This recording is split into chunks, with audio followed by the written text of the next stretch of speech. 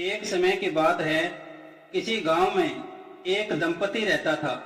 उनका एक प्यारा सा नन्हा बच्चा था। वे अत्यंत प्रसन्न थे। मोहन प्रतिदिन सुबह काम पर जाता था और शाम होने पर घर वापस आता था। मोहन और उसकी पत्नी रमा के दिन बड़े मजे में कट रहे थे। एक दिन काम से वापस आते समय मोहन ने एक नेवले के बच्चे को देखा। नेवला अपने घर का रास्ता भूल गया था। वह नेवले के बच्चे को उठाकर घर ले आया। दोनों ने अपने पुत्र की भांति उसका भी लालन पालन प्रारंभ कर दिया। दोनों बच्चे साथ साथ खेलते हुए बड़े होने लगे। दोनों भाई की भांति रहते थे। फिर भी रमा कभी भी अपने बच्चे को नेवले के साथ अकेला नहीं छोड़ती थी। बच्चे की सुरक्षा के प्रति वह बहुत सचेत रहती थी। एक दिन रमा को पास के तालाब पर पानी लाने जाना पड़ा। अपने वापस आने तक उसने मोहन से बच्चे का ख्याल रखने के लिए कहा।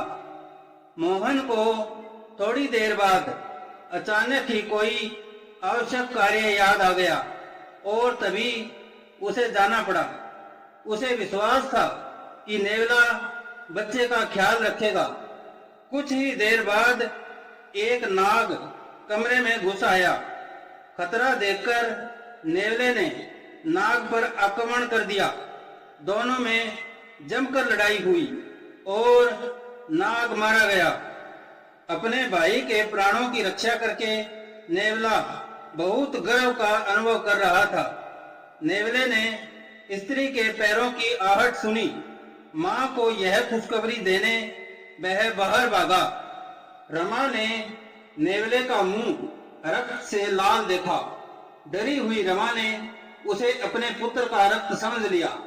गुस्से में बिना सोचे उसने पानी की बाल्टी नेवले के सिर पर दे मारी। फिर भागकर वह घर के भीतर गई। वहां उसने अपने पुत्र को आराम से खिलौनों से खेलते पाया। पास में ही नाग के टुकड़े पड़े देखे। सारी बात उसे समझ आ गई थी। अब रमा के दुख का पारावार न रहा। वह नेवले के लिए विलाप करने लगी।